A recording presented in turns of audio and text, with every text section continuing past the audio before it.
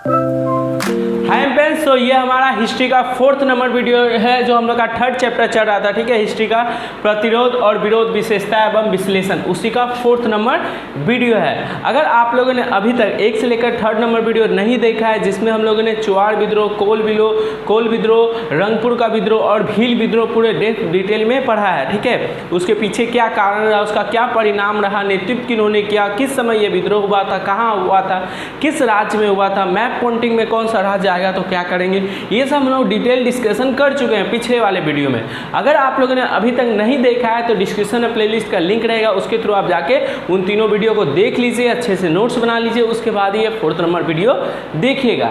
इस 4th number video में हम लोग 2 प्रकार के जनजाति मतलब आदिवासी विशेष जनजातियों द्वारा किसी स्थान पर निवास करने वाले आदिवासियों द्वारा जो विद्रोह किया जाता है, उसी विद्रोह के बारे में अभी हम लोग पढ़ रहे हैं। तो इसमें हम लोग पढ़ेंगे संथाल विद्रोह क्या है, ठीक है, और मुंडा विद्रोह या बिरसा मुंडा विद्रोह किसे कहते हैं। इन 2 विद्रोह के बारे में हम लोग पढ़ेंगे। समझ में आ गया? पूरे डेप्थ में पढ़ेंगे, डिटेल में पढ़ेंगे। एक एक क्वेश्चन जो आएगा आपको यहाँ लिखा देंगे, उसको आप याद कर लीजिए। एक एक क्वेश्चन आपका आ जाएगा, चाहे वो MCQ हो, चाहे वो बड़े वाले क्वेश्चन है। ठीक है, आप बस इसको समझ लीजिए, अच्छे से लिख लीजिए, आपको सब कुछ हो जाएगा। समझ में आ गया क्या करना है आप लोग को? तो हम लोग का 2 विद्रोह में जो पहला विद्रोह है संथाल विद्रोह या इसको हुल विद्रोह भी कहते हैं। ठीक है, इसी के बारे में हम लोग पढ़ेंगे। संथाल विद्रोह आपके किताब में लिखा होगा, लेकिन इसको हुल विद्रोह भी कहते हैं। तो चाहे आपसे पूछेगा संथाल विद्रोह की वर्णन करो या व्याख्या करो, या हुल विद्रोह की वर्णन करो या व्याख्या करो, तो दोनों का मतलब क्या है? एक ही चीज़ आपसे पूछना चाहता है। वो हुल विद्रोह क्यों कहता है, ये भी एक क्वेश्चन बनता है। ठीक है, कि संथाल विद्रोह को हुल विद्रोह क्यों कहते हैं, तो उसका भी आंसर यहाँ पे लिखा है। देखिए क्या है। संथाल जनजाति मुख्य रूप से बांकुड़ा, मिदनापुर, बीरभूम, छोटा नागपुर के जंगलों में निवास करते थे। ठीक है, संथाल लोग किसे कहते थे? जो बांकुड़ा, मिदनापुर, बीरभूम, छोटा नागपुर का जो क्षेत्र है, कुछ इसमें कुछ हिस्सा बंगाल का है, कुछ हिस्सा बिहार, माने बिहार अभी तो उस समय बिहार का था, लेकिन अभी ये सब हिस्सा छोटा नागपुर ये सब कहाँ है, छोटा नागपुर ये सब कहाँ है, झारखंड का हिस्सा है। तो इसमें कुछ हिस्सा जो कुछ हिस्सा बंगाल का है, पश्चिम बंगाल का है, और कुछ हिस्सा अभी किस में है, झारखंड में है। तो उस जगह पे निवास करने वाले, जो जंगलों में निवास करने वाली जो जनजाति थी, आदिवासी थे, उन्हें हम लोग क्या कहते हैं, संथाल कहते थे उस समय। लेकिन कंपनी मतलब अंग्रेज लोग, ठीक है, तुम लोग को पता है कोई भी विद्रोह होता है तो किसके कारण होता है, अंग्रेजों के कारण ही होता है। अंग्रेज लोग बहुत चालाक थे, वो लोग जानते थे कि जंगलों में विभिन्न प्रकार की बेशकीमती लकड़ियाँ पाई जाती है। ठीक है, और विभिन्न प्रकार के खनिज पदार्थ जंगलों में पाए जाते हैं। और ये संथाल लोग क्या जंगलों में, संथाल या कोई भी आदिवासी लोग कहाँ निवास करते थे, जंगलों में ही निवास करते थे। इसलिए जो अंग्रेज लोग हैं इन्हें इन पर अत्याचार करके इनको जंगलों से निकाल देते थे, कि वहाँ की जितनी भी प्राकृतिक संपदा है, लकड़ी है, खनिज है, जितना भी चीज़ है ना, सब पे किसका अधिकार हो जाए, अंग्रेजों का अधिकार हो जाए। ठीक है, इसीलिए ये लोग जाकर क्या करते थे, जंगलों में निवास करने वाले विभिन्न प्रकार के जनजाति आदिवासी लोग को क्या करते थे, विभिन्न प्रकार के नियम कानून, ऐसे तो भगा नहीं सकते थे ना, तो विभिन्न प्रकार का नियम कानून ला के वहाँ से क्या कर देते थे, भगा देते थे, और जाके जंगलों पर अपना अधिकार कर लेते थे। और जंगलों में जितनी भी बेशकीमती लकड़ियाँ, पेड़, ठीक है, अंदर में जो खनिज पदार्थ होते हैं, सब क्या करते थे, वो निकाल के अपने देश भेज देते थे ये अंग्रेज लोग। ठीक है, तो लेकिन कंपनी और जमींदार के अत्याचारों से तंग आकर इनमें से कुछ लोग बंगाल के मुर्शिदाबाद और कुछ लोग झारखंड के राजमहल के पहाड़ों के मध्य जाकर बस गए। इन क्षेत्रों में ये लोग संथाल लोग निवास करते थे, लेकिन यहाँ पे कंपनी शासन मतलब अंग्रेजों और जो वहाँ के जमींदार थे उनका अत्याचार कर उड़ लगा दिए, जिनके कारण उनका अत्याचार बढ़ने लगे। तो इन लोगों ने सोचा यहाँ पे अंग्रेज लोग हैं, जमींदार लोग हैं, ठीक है, तो यहाँ पे ये लोग हम पे अत्याचार कर रहा है, हम लोग क्या करें, किसी दूसरे जगह पे चल जाए जहाँ पे क्या ये अंग्रेज, ये जमींदार ना हो। इसलिए ये लोग कहा गए, इनमें से इन क्षेत्रों में निवास करने वाले कुछ लोग कहाँ चल गए, बंगाल के जो मुर्शिदाबाद का जो पहाड़ी इलाका है, जंगली इलाका, वहाँ पे चल गए। और कुछ लोग झारखंड का जो राजमहल की पहाड़ियाँ हैं, ठीक है, जंगली इलाका है, वहाँ पे जाकर क्या हो, कुछ लोग वहाँ पे जाकर बस गए। वहाँ के जंगल को साफ कर, जंगली इलाका में गए हैं तो क्या होंगे, जंगल हो गए। तो संथालों ने क्या किया, जहाँ पे गए मुर्शिदाबाद या राजमहल दोनों जगहों पे गए, तो उन्होंने क्या किया, कुछ लोग इधर चल गए, कुछ लोग इधर गए। वो दोनों जगह क्या थे, पहाड़ था, पहाड़ों को, जंगलों को काट कर उन्होंने क्या किया, रहने और खेती योग्य भूमि तैयार किया, जिसे दामिने को कहा जाता है। तो पूछेगा दामिने को किसे कहा जाता है, तो किसे कहा जाता है? संथालों ने क्या किया, मुर्शिदाबाद के जंगलों या पहाड़ी इलाके में चल गए, या कुछ संथाल झारखंड के राजमहल जो है, राजमहल की जो पहाड़ियाँ हैं वहाँ पे चल गया, वहाँ पे जंगल था, पहाड़ था, तो वहाँ पे रहने योग्य, तो आदमी के रहने योग या खेती करने योग्य भूमि नहीं थी। तो संथालों ने क्या किया, वहाँ की जो जंगल है, जो पत्थर उत्थल काट के उसको समतल बनाया, ठीक है, जिससे वहाँ पे रह सके, वहाँ पे वो क्या कर सके, खेती कर सके। तो जहाँ पे ये क्षेत्र जो जहाँ पे वो लोग रहते थे ना, वो चारों तरफ से पहाड़ों से घिरा हुआ क्षेत्र था, समझ लो ऐसा कुछ था, ठीक है। ये जंगलों में गए और चारों तरफ बड़े बड़े बड़े बड़े ऊंचे ऊंचे क्या थे, पहाड़ था, और बीच में ये लोग क्या किए, खेती योग्य या रहने योग्य जो जमीन उमीन है उसको काट के समतल उमतल बनाया। तो वो जो क्षेत्र जहाँ पे ये लोग जंगलों को साफ करके पत्थरों को समतल बना के, ठीक है, खेती या रहने योग्य भूमि बनाते हैं संथाल लोग, उस क्षेत्र को हम लोग क्या बोलते हैं, दामिने को बोलते हैं। MC 2 मार्क्स के क्वेश्चन में पूछेगा दामिने को किसे कहते हैं। सो संथालों ने क्या किया, जंगलों का काट कर वहाँ पे खेती योग्य या फिर रहने योग्य भूमि का निर्माण किया, जिसे हम क्या कहते हैं, दामिने को कहा जाता है। दामिने को का मतलब होता है पहाड़ों में बसा हुआ गांव। ऐसा गांव जो पहाड़ों में बसा हुआ है, ठीक है, उस गांव को हम लोग बोलते हैं दामिने को। तो 1 मार्क्स के क्वेश्चन में ये भी पूछ सकता है कि दामिने को का शब्दार्थिक अर्थ क्या है, तो लिख लो यहाँ, पहाड़ों में बसा हुआ गांव, ऐसा गांव जो पहाड़ों के चारों तरफ बसा है, बड़े बड़े पहाड़ों के बीच में बसा हुआ, उस गाँव को हम लोग क्या बोलेंगे, उस क्षेत्र को हम लोग क्या बोलेंगे, दामिने को बोलेंगे, ठीक है। लेकिन दुर्भाग्यवश अंग्रेजी अधिकारी और जमींदार यहाँ भी आ पहुँचे और संथालों पर अत्याचार करने लगे, जिससे तंग आकर सन 1855 से 1856 के मध्य संथालों ने विद्रोह कर दिया, जिसे संथाल विद्रोह कहते हैं। लेकिन इन लोगों ने सोचा कि हम कहीं दूसरे जगह चल जाते हैं जहाँ पे अंग्रेज और जहाँ पे जमींदार लोग, साहूकार लोग ये हम पे अत्याचार ना कर सके। तो ये लोग चल गए जंगलों में, और अंदर जंगल में चल गए, वहाँ जंगल था, पत्थर था, सबको काट कूट के वहाँ पे रहने योग्य खेती योग्य भूमि बनाता है। अब अंग्रेज लोग देखता है, देखो वो लोग वहाँ चल गया है, ठीक है, वहाँ पे आराम से रह रहा है, ठीक है, तो अंग्रेज लोग क्या करता है, वहाँ भी चला जाता है, दुर्भाग्यवश वहाँ भी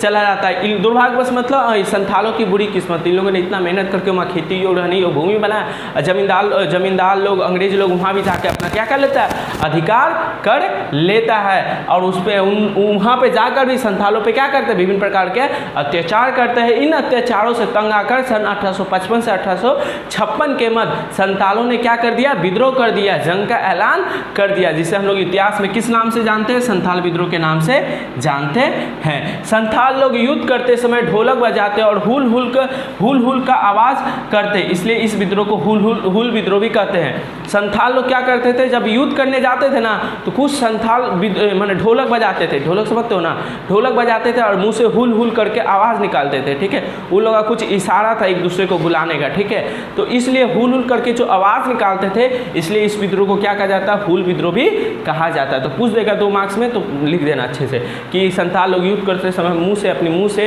या फिर कुछ रहता था उससे क्या करते, हुल की आवाज़ निकालते थे। उन लोगों का कुछ सांकेतिक भाषा होगा सबको बुलाने का, युद्ध करने का, ठीक है, तो इसलिए वो लोग इस विद्रोह को हुल विद्रोह भी कहते हैं। और हुल का मतलब क्या होता है, हुल का मतलब होता है विद्रोह, मतलब हुल मतलब लड़ाई करो, विद्रोह करो, ठीक है। तो पूछ देता है कभी कभी MCQ में, हुल का अर्थ क्या होता है, तो हुल का अर्थ होता है विद्रोह, ठीक है। ये समझ में आया तुम लोग को, संथाल कहाँ पे रहते थे, कहाँ से वो लोग दूसरे जगह पे चल गए, वहाँ पे जमीन उमीन काट के क्या किया, उन्होंने खेती योग्य भूमि बनाया, अंग्रेज लोग वहाँ पे जाकर भी अपना अधिकार करने लगे, जिससे तंग आकर क्या किया, संथालों ने 1855 से 1856 के मध्य कर दिया, विद्रोह कर दिया।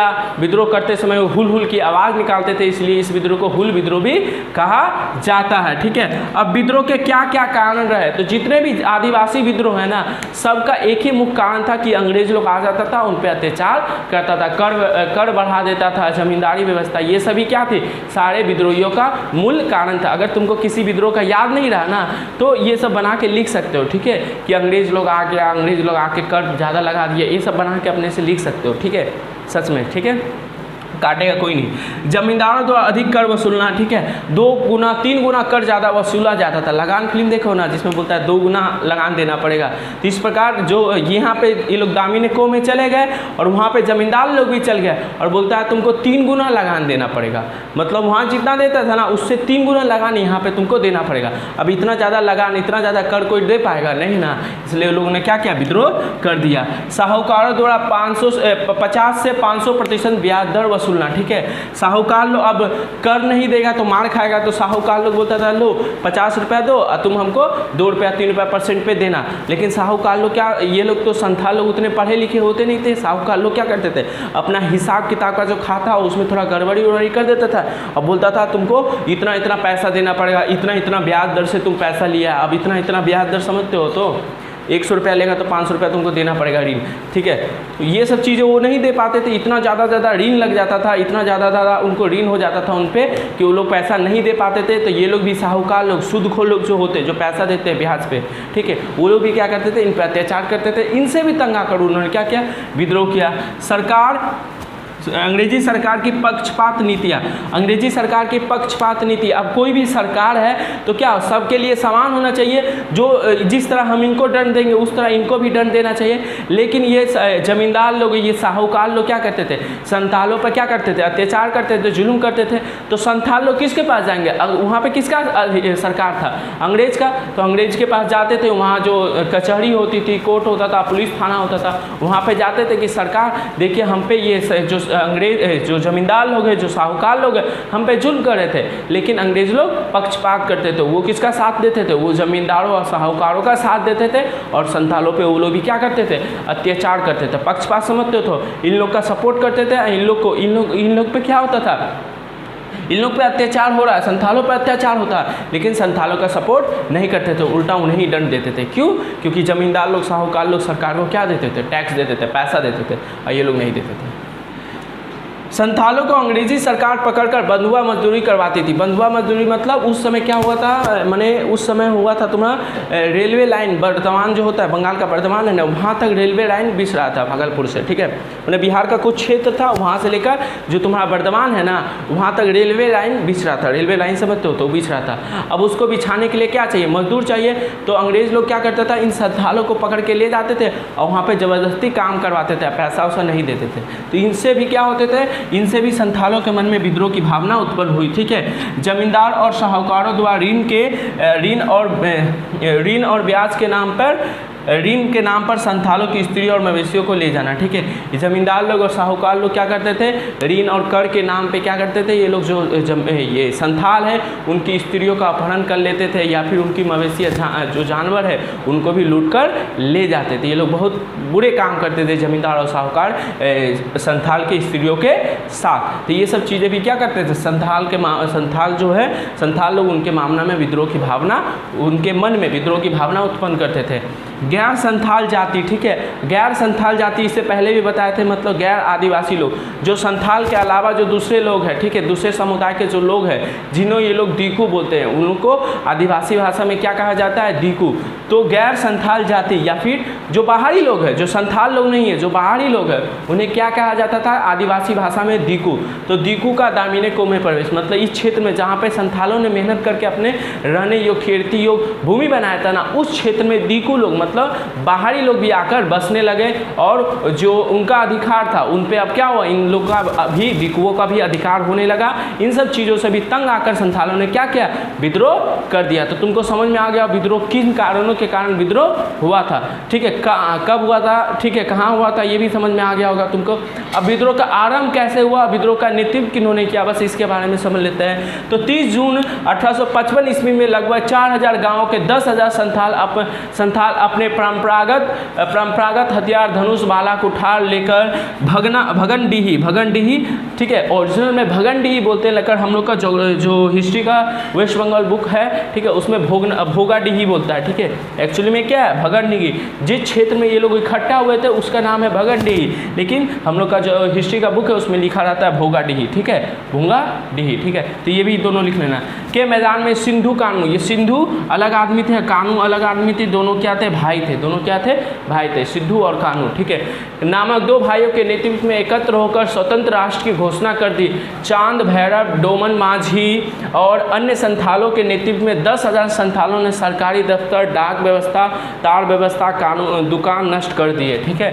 तो क्या हुआ, 30 जून 1855 ईस्वी को क्या हुआ, आसपास के जितने भी संथाल जो गांव थे, ठीक है, संथाल जहाँ जहाँ निवास करते थे, वहाँ के 400 गांव के संथालों ने करीब सब मिल गए, कितना हो गया, 10,000 संथालों ने एक जगह है भोगाडीही या भगनाडीही, ठीक है, वहाँ पे एकत्र हुए और सिंधु और कान्हू के नेतृत्व उन्होंने बोल दिया अब हम स्वतंत्र है, अब हम अंग्रेजों का जुल्म नहीं सहेंगे, अब हम अंग्रेजों को टैक्स नहीं देंगे, जमींदार साहूकारों को टैक्स नहीं देंगे, ठीक है। इस तरीके उन्होंने स्वतंत्र राष्ट्र की घोषणा कर दी। मतलब अब स्वतंत्र मतलब का अब हम पे किसी का अधिकार नहीं था, जैसे हम लोग भारत क्या स्वतंत्र है, मतलब भारत पे अब अंग्रेजों का अधिकार नहीं है। उसी प्रकार इन्होंने भी क्या कर दिया, स्वतंत्र राष्ट्र की स्थापना कर दी, मतलब ये जिस क्षेत्र में भी रहते थे, ठीक है, ये संथाल लोग, अब उस पर अंग्रेजों का अधिकार नहीं होगा, इस प्रकार की इन्होंने क्या कर दिया, घोषणा कर दी। फिर इस जो इनका नेतृत्व सिंधु कानून ने तो किया ही किया, और इनमें कौन कौन नेता थे,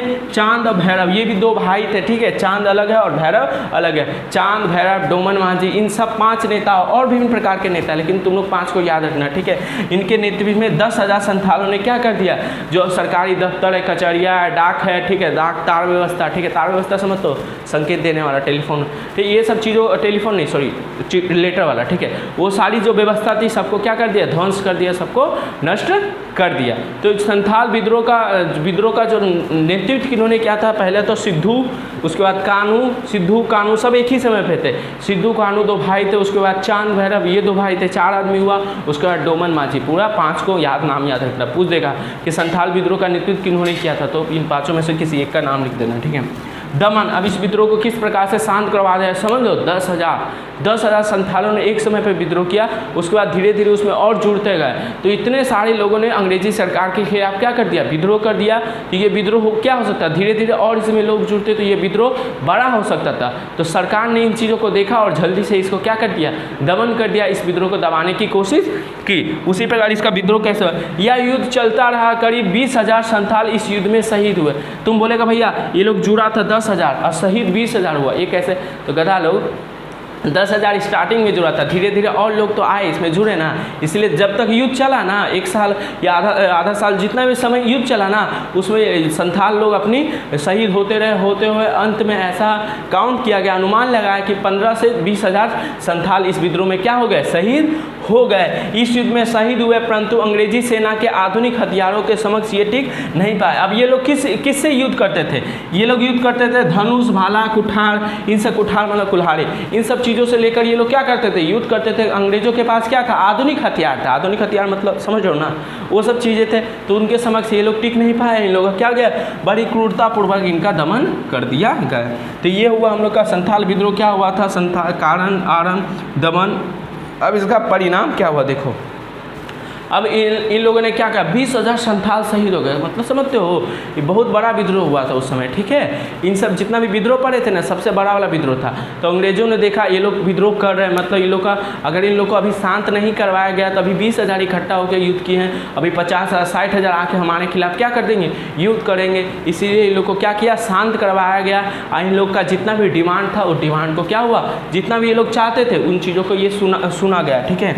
क्या अंग्रेजों ने क्या किया, फिर इस विद्रोह के दमन करने के बाद अंग्रेजों ने इनकी बातों को सुना और उन्होंने कुछ निर्णय किया। देखो, सरकार ने दामिने को का नाम बदलकर संथाल परगना कर दिया, जिसमें ईसाई मिशनरी को छोड़कर किसी भी गैर संथाली का प्रवेश मना था। सरकार ने क्या कर दिया, इस क्षेत्र जहाँ पे ये लोग रहते थे दामिने को में, उस क्षेत्र का नाम बदल के अब दामिने को ना बोलकर संथाल परगना रख दिया।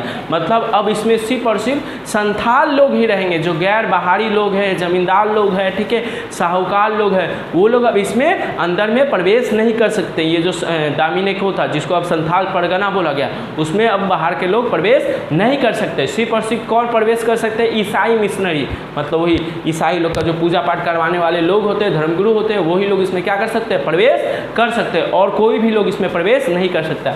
जमींदार लोग अत्याचार कर रहा था, साहूकार लोग अत्याचार कर रहा था, अब इसमें प्रवेश ही नहीं करेगा तो अत्याचार करेगा नहीं। इस प्रकार के नियम सरकार ने लगाया, ठीक है। संथालों की शिक्षा और कृषि की व्यवस्था की, संथालों की शिक्षा और कृषि की व्यवस्था की, आने वाले विद्रोह के लिए प्रेरणा बनी, ठीक है। आने वाले विद्रोह के लिए, ये जो विद्रोह है, इस विद्रोह से प्रेरित होकर भविष्य में विभिन्न प्रकार के विद्रोह हुए। समझ नहीं आया भैया? देखो हम कुछ अभी करेंगे तो मुझसे प्रेरित होकर मेरे ही जैसा काम कोई दूसरा करेगा ना, उसी पर ये जब विद्रोह हुआ तो लोगों ने देखा कि 20,000 संथाल या 15,000 संथालों ने मिलकर सरकार के नाक में इतना दम कर दिया कि सरकार को उनकी बातें माननी पड़े। तो इसी प्रकार का विद्रोह अन्य जगहों पे, इसी विद्रोह से प्रेरित होकर अन्य विद्रोह भी हुए। तो इस विद्रोह ने क्या कर दिया? आने वाले विद्रोह की आधारशिला रखी, मतलब आने वाला विद्रोह इस विद्रोह से प्रेरित होकर हुआ। जितना भी आने वाला विद्रोह है उन्होंने इस जो विद्रोह है उससे शिक्षा लिया, ठीक है। समझ में आया होगा तुमको संथाल विद्रोह, हुल विद्रोह क्या है, इनका नेतृत्व किन्होंने किया। ये मुख्य रूप से कहाँ हुआ था? झारखंड में हुआ था और बंगाल के कुछ हिस्सों में हुआ था, ठीक है। तो याद रखना, दो राज्य झारखंड और बंगाल, इन्हीं दो क्षेत्रों में क्या हुआ था? संथाल विद्रोह मुख्य रूप से हुआ था। कब हुआ था? 1855 से 1856 के मध्य हुआ था। विद्रोह का नेतृत्व किन्होंने किया था? सिंधु कान्हू, चांद भैरव और डोमन मांझी ने किया था। विद्रोह का अंत कैसे हुआ, कारण क्या था, ये सब तो डिटेल में लिखाए हुए हैं, ठीक है। तो इसको अभी हम हट जाएंगे, इस चीज़ों को याद रखना। पहाड़ों में बसा हुआ क्षेत्र दामिनेको, ठीक है। बोलेगा दामिनेको किस विद्रोह से संबंधित है? तो संथाल विद्रोह से संबंधित है, ठीक है। तो अभी हम हट जाएंगे, इसका तुम लोग अच्छे से लिख लेना, स्क्रीनशॉट लेकर अच्छे से लिख लेना, एक एक लाइन अच्छे से जूम करके लिख लेना, ठीक है। कब तक छोटा छोटा दिखाई दे ना दे, ठीक है। इसको जल्दी से लिख लो, उसके बाद हम लोग मुंडा विद्रोह पढ़ेंगे, ठीक है। पहले इसको लिख लो तुम लोग। अब हम लोग आज का जो दूसरा विद्रोह है मुंडा विद्रोह, या इसे बिरसा मुंडा विद्रोह भी कहते हैं, ठीक है, उसके बारे में पढ़ेंगे। तुम लोग को मन में एक डाउट होगा, भैया किताब में तो 4-5 लाइन में ख़त्म कर चुका है, आप इतना बड़ा बड़ा क्यों लिखा रहे हैं, ठीक है। तो देखो किताब वाला आधा जरूर लिखा है जिससे बोर्ड में क्वेश्चन आता है और किताब से मैच नहीं खाता है, ठीक है। मेरे साथ ऐसा हुआ इसलिए बता रहे हैं। तो हम पूरा उस मैंने जो भी है मुंडा विद्रोह तो उसके बारे में डिटेल डिस्कशन दे रहे हैं तुम लोग को, ठीक है। कि किताब से हट के ये मत समझना किताब में इतना छोटा है, भैया भी वही करवा देते हैं, हम वही याद करके चल जाते तो हमको पूरा नंबर मिल जाएगा, ऐसा कुछ होने वाला है नहीं, ठीक है। किताब जिसने लिखा है, ठीक है, हम ये नहीं बोल रहे कि उन्हें आधा अधूरा ज्ञान था, लेकिन उन्होंने बहुत समराइज करके लिखा है, छोटा करके लिखा है, उसके बारे में डिटेल डिस्कशन, कन्फ्यूजन हमेशा रहेगा, ठीक है। इसलिए ये वाला नोट्स फॉलो करो, इसको याद रखना, अच्छे से हो जाएगा तुम्हारा, ठीक है।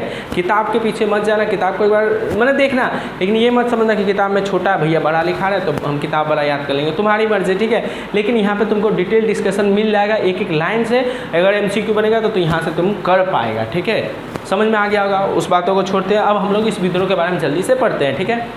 बिरसा मुंडा विद्रोह भी बोलते हैं इससे, या फिर सिर्फ मुंडा विद्रोह ही कहते हैं, ठीक है। ये क्या हुआ था, क्यों हुआ था, परिणाम क्या था, इसी के बारे में पढ़ते हैं। तो झारखंड के छोटा नागपुर क्षेत्र में मुंडा जाति के आदिवासी लोग रहते हैं, ठीक है। झारखंड अधिकतर जो जातीय लोग रहते थे झारखंड में ही रहते थे, ठीक है। झारखंड के छोटा नागपुर क्षेत्र में ही रहते थे।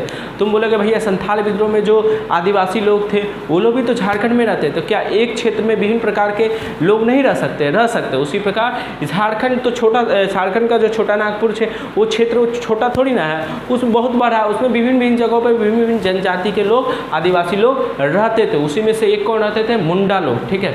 तो झारखंड के छोटा नागपुर क्षेत्र में मुंडा जनजाति के आदिवासी लोग रहते थे जो खूंट कटी, ठीक है, व्यवस्था द्वारा कृषि कर शांतिपूर्ण तरीके से अपनी निर्वाह करते थे। ये क्या लिखा है? खूंट कटी व्यवस्था, ठीक है। खूंटकटी व्यवस्था क्या होता है? देखो जो मुंडा लोग हैं उनका मानना है कि जो ज़मीन है, जो खेती योग्य भूमि है, उस पर किसी एक व्यक्ति का अधिकार नहीं होता है। जितने भी आसपास के मुंडा लोग हैं, जितने भी आसपास के उस जाति के लोग हैं, उन सब का उस जो ज़मीन है उस पर क्या है? समान अधिकार होता है। जैसे अभी होता है कि मेरा इतना ज़मीन मेरा है, इतना ज़मीन मेरा है, इतना ज़मीन मेरा, ऐसा होता है ना। लेकिन उस समय जो मुंडा जाति के लोग हैं उन लोगों का मानना था कि जो ज़मीन होती है, जो भूमि होती है, वो हमारी माँ के समान होती है, उसका बंटवारा नहीं करना चाहिए। सभी लोग सब ज़मीन है, सब जो ज़मीन होती है उस पर सबका अधिकार होता है। जितने भी मुंडा लोग हैं ना, सबका अधिकार है। इसलिए लोग क्या करते थे, सब मिल के खेती करते थे, कृषि करते थे और आपस में बांट लेते थे। इसी व्यवस्था को हम बोलते हैं खूंटकटी व्यवस्था। क्या बोलते हैं? खूंटकटी व्यवस्था। याद आया, समझ में आया? तो जो ज़मीन होती है, धरती होती है, वो क्या होती है? हमारी माता के समान होती है, माँ के समान होती है। माँ को बांटा नहीं जा सकता है, ठीक है।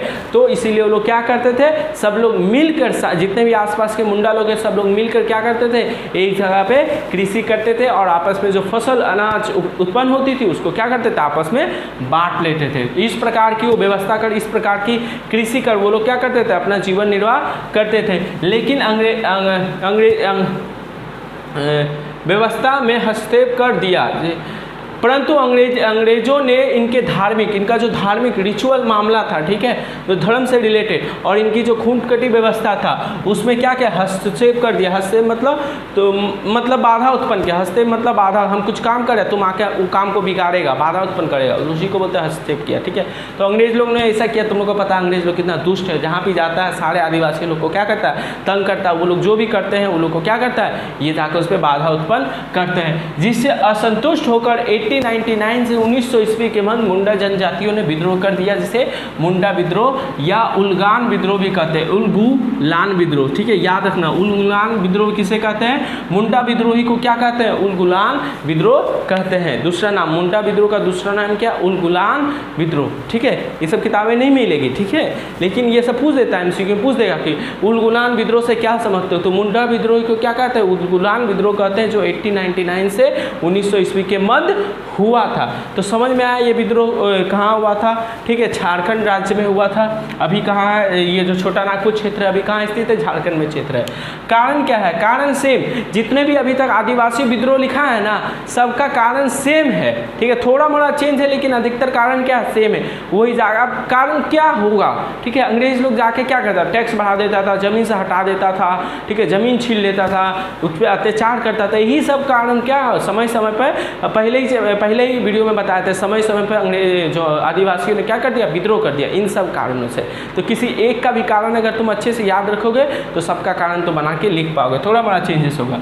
अंग्रेजी सरकार ने मुंडाओं के क्षेत्र में गैर मुंडा जाति, जिसे दिकू अभी पढ़ाए थे, दिकू कहते हैं, उनका प्रवेश का आदेश दिया। बोले जो मुंडा क्षेत्र है उसमें बाहरी लोग भी जाके रह सकते हैं, ऐसा आदेश अंग्रेजी सरकार ने दिया।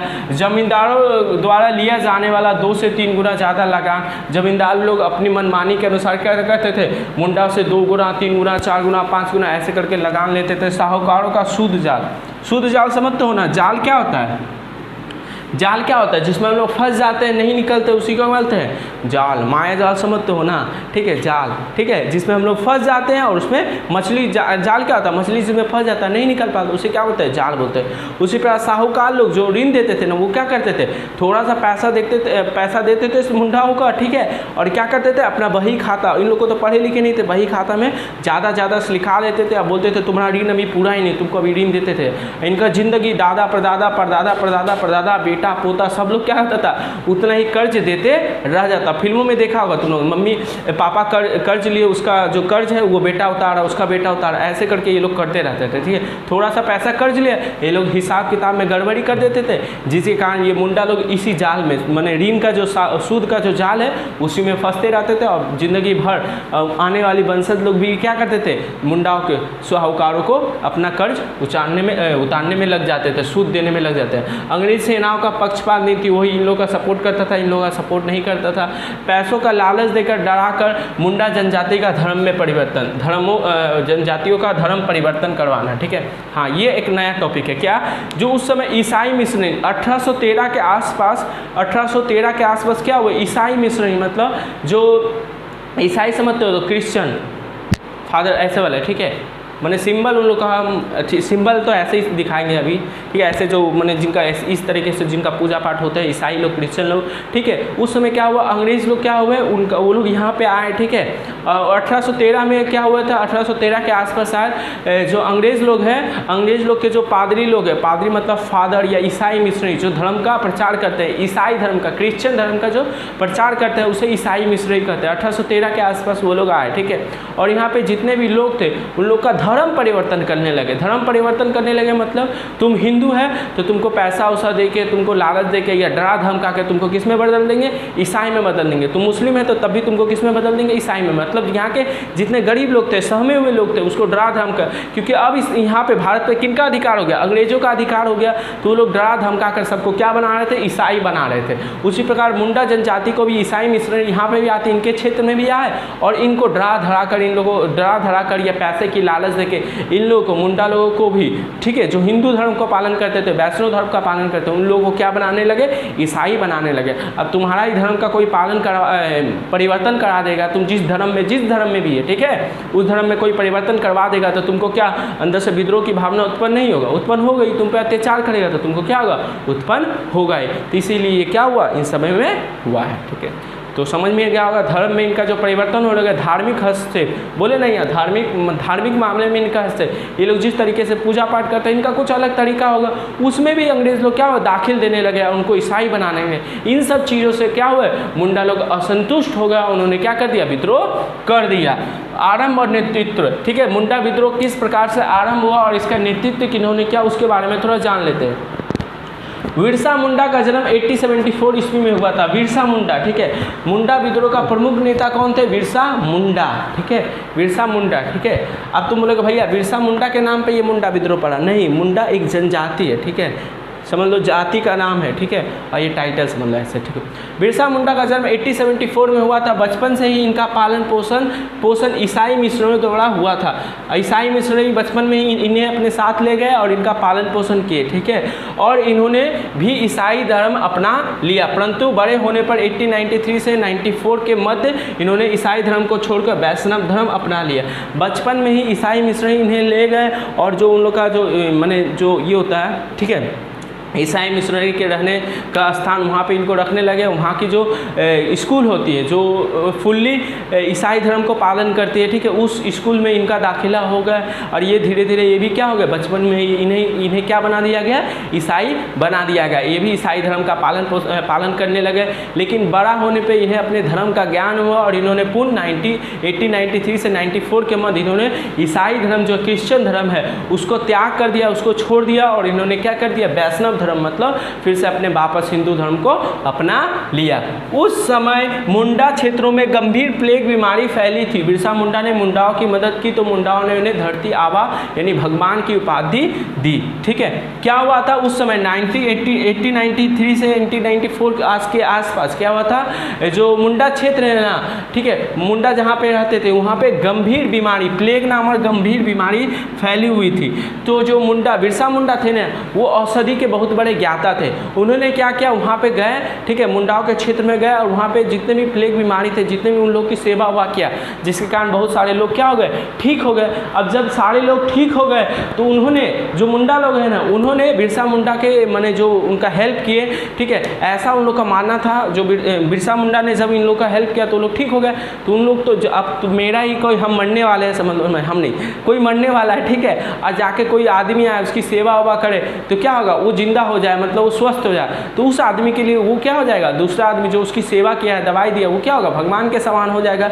उसी प्रकार मुंडा लोग की सेवा करने पर, मुंडा लोग की मदद करने पर जब ये लोग ठीक हो गए तो इन्होंने बिरसा मुंडा को धरती आवा यानी भगवान की संज्ञा दे दी। वो लोग उसे भगवान बोलने लगे, बिरसा मुंडा को क्या बोलने लगे, भगवान बोलने लगे, ठीक है। अभी भी बिरसा मुंडा जो है ना, अभी भी झारखंड में इनकी पूजा होती है, मूर्ति है बड़ी, उनकी पूजा होती है, किन की, बिरसा मुंडा जी की, ठीक है। तो समझ में आ गया होगा तुम लोग को, ठीक है। सन 1895 ईस्वी में बिरसा मुंडा ने स्वयं को भगवान का दूत घोषित कर दिया। 1895 में इन्होंने भी बोल दिया कि मैं भगवान का भेजा हुआ दूत हूँ जो तुम्हारी हेल्प करने, तुम्हारी मदद करने आया हूँ, ठीक है। मैंने लोग बोलते थे उस समय, हम भी थोड़ा मोड़ा पढ़े कि उस समय मैंने इनके पास अलौकिक शक्तियाँ थी, जादू थी, ये पानी पे चल सकते थे। इस प्रकार की विभिन्न प्रकार की बातें इनके बारे में प्रचलित थी। ऐसा इन लोगों का मानना था, इनमें कुछ जादुई शक्तियाँ, ये भगवान के दूत हैं। ठीक है, इन्होंने भी क्या कर दिया, खुद 1895 में क्या कर दिया, अपने आप को भगवान का दूत घोषित कर दिया। ठीक है, क्यों ऐसा हुआ? क्योंकि पहली बात तो ये औषधि का ज्ञाता थे। अब लोग इनके संपर्क में आते थे, जिनको कोई भी बीमारी होती थी औषधि के माध्यम से वो ठीक कर देते थे, तो उनके लिए तो ये क्या हो गए, भगवान हो गए। लेकिन इनके आवाज़ में एक अलग प्रकार का जादू था, होता है ना मोहक आवाज़। ठीक है, कोई कुछ बोलता है तो उसकी बातों में हम खो जाते हैं, उस प्रकार का आवाज़। ठीक है, तो इनके आवाज़ में वो जादू था जिसके कारण लोग इनसे प्रभावित होते थे, लोग इनसे प्रेरित होते थे, लोग इनके बारे में और जानना चाहते थे, लोग इनकी बातों को सुनना चाहते थे, इसलिए लोग भी इनकी बातों को मानते थे। उनके आवाज़ में जादू था, लोग आसपास के गांव से उनके भाषण को सुनने आते। मुंडाओं पर हो रहे अत्याचार को दूर करने के लिए वे आसपास के इलाकों में जाते और मुंडाओं के मन में विद्रोह की भावना भरते। देखते देखते लगभग 65,000 मुंडा लोग उनके साथ हो गए और बिरसा मुंडा ने 1899 में सरकार के खिलाफ, कौन सा सरकार, अंग्रेजी सरकार के खिलाफ विद्रोह कर दिया। सारे लोग मिलकर कचहरी, पुलिस चौकी, सरकारी दफ्तर पर हमला कर दिए, परंतु सरकारी सेना के सामने ये टिक नहीं पाए। 1900 ईस्वी में बिरसा मुंडा को गिरफ्तार कर रांची के जेल में, रांची जो स्थान है, ठीक है, रांची का पागलखाना तो सुना ही है तुम लोग, ठीक है, रांची के जेल में डाल दिया और वहाँ उनकी मृत्यु हो गई और यह धीरे धीरे यह विद्रोह भी क्या हो गया, समाप्त हो गया। तो बिरसा मुंडा ने देखा कि जो मुंडाओं पर अत्याचार हो रहा है, उनके धर्म परिवर्तन किया जा रहा है, ठीक है, उनको जिस प्रकार से वो कृषि करते थे उस व्यवस्था में भी अंग्रेज लोग हस्तक्षेप कर रहे हैं, बाधा उत्पन्न कर रहे हैं, तो उन पे विभिन्न प्रकार के अत्याचार हो रहे, मारा पीटा जा रहा है। तो बिरसा मुंडा ने क्या किया, लोग जगह जगह जो मुंडा जनजाति के लोग रहते थे, गांव थे, वहाँ गए और मुंडा जो जनजाति था उनके मन में विद्रोह की भावना बढ़ दी कि हमें अंग्रेजों के खिलाफ क्या करना चाहिए, विद्रोह करना चाहिए। लोग भी क्या इनकी बातों को सुने, क्योंकि इनका आवाज़ में जादू था। एक बार जब ये बोलते थे लोग इनकी बातों को सुनने लगते थे, मानने लगते थे। 65,000 लोग इनके साथ हो गए और इन्होंने क्या कर दिया, 65,000 आदमियों को लेकर विद्रोह कर दिया, सरकारी दफ्तर उफ्तर सबको जला दिया। लेकिन तुम लोग को पता अंग्रेज लोग के पास आधुनिक हथियार था जिनके कारण इनका दमन कर दिया गया और इनको क्या हुआ, बिरसा मुंडा जी को क्या हुआ, 1900 ईस्वी में अंग्रेजों ने पकड़ लिया और जेल में डाल दिया और जेल में डालने के कारण रांची के जेल में ही इनकी क्या हो गई, मृत्यु हो गई। जब इन लोग के मेन नेता की मृत्यु हो गई तो धीरे धीरे यह विद्रोह भी क्या हो गया, समाप्त हो गया। ठीक है, यहाँ पे देखो एक और पॉइंट लिखा है, बिरसा मुंडा इस विद्रोह के प्रमुख नेता थे, मुख्य नेता थे, लेकिन उनके कुछ साथी भी थे। देखो ये पता नहीं दिखाई दे रहा हो कि नहीं, हम पढ़ के बता दे रहे हैं, मेरे बात को सुन के कॉपी में लिख लेना। गया मुंडा, देयका मुंडा,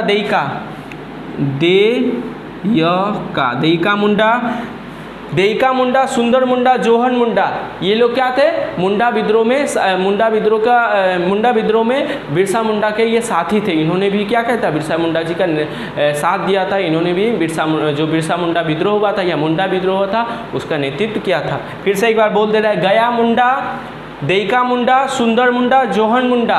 ठीक है, जहाँ भी लास्ट में मुंडा आ जाए समझ लेना वो किस विद्रोह से संबंधित है, वो मुंडा विद्रोह से संबंधित है। ठीक है, इन लोगों ने क्या किया था, मुंडा विद्रोह में सपोर्ट किया था, नेतृत्व किया था। परिणाम क्या हुआ, इस विद्रोह का परिणाम क्या हुआ, सरकार ने मुंडाओं के मांग को समझा और सन 1908 ईस्वी में छोटा नागपुर टिटेंसी एक्ट पास किया और मुंडा लोगों की खूट कटी व्यवस्था को मान्यता दी। सरकार ने क्या किया, छोटा नागपुर टिटेंसी एक्ट 1908 ईस्वी में पास किया। ठीक है, छोटा नागपुर टिटेंसी एक्ट। अच्छा एक बात बताया, बहुत सारा बुक में हम जब अपना टाइम में पढ़े थे, हम जिस बुक को भी फॉलो किया था ना, वहाँ पे लिखा 1903 लिखा था। कहाँ लिखा था, 1903। तो हम गलत ही पढ़ के चल गया था। अगर क्वेश्चन आता एक मार्क्स का तो मेरा गलत हो जाता है। एक्चुअली में छोटा नागपुर टिटेंसी एक्ट 1908 में पास हुआ, लेकिन किताब में 1903 लिखा है, तो तुम लोग सही करके लिख लेना। 1908 में छोटा नागपुर टिटेंसी एक्ट पास हुआ। पूछेगा MCQ में, छोटा नागपुर टिटेंसी एक्ट कब पास हुआ, तो 1908 ईस्वी में पास हुआ था। ठीक है, और मुंडा लोगों की खूटकटी व्यवस्था को मान्यता दी। मुंडा लोगों की जो खूटकटी व्यवस्था है, इन लोग का जो कृषि करने का व्यवस्था है, बोला तुम इसी व्यवस्था से कृषि करो, हम लोग इसमें कोई हस्तक्षेप नहीं करेंगे। बिरसा मुंडा को मुंडाओं का भगवान घोषित कर दिया गया और बिरसा मुंडा चूँकि इस मुंडाओं के सपोर्ट के लिए उन्होंने अपने प्राण त्याग दिए, उन्होंने अपनी जीवन को त्याग दिया, इसीलिए बिरसा जो मुंडा लोग हैं उन्होंने क्या कर दिया, बिरसा मुंडा को अपना भगवान घोषित कर दिया।